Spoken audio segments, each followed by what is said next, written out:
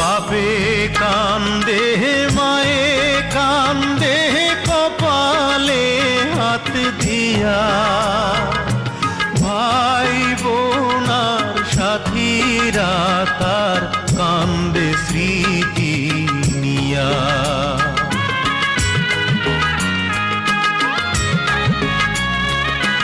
বাপে কান্দে মায়ে কান্দে কপালে হাত দিয়া, ভাই বোনার সাথীরা তার কান্দে স্মৃতি নিয়া।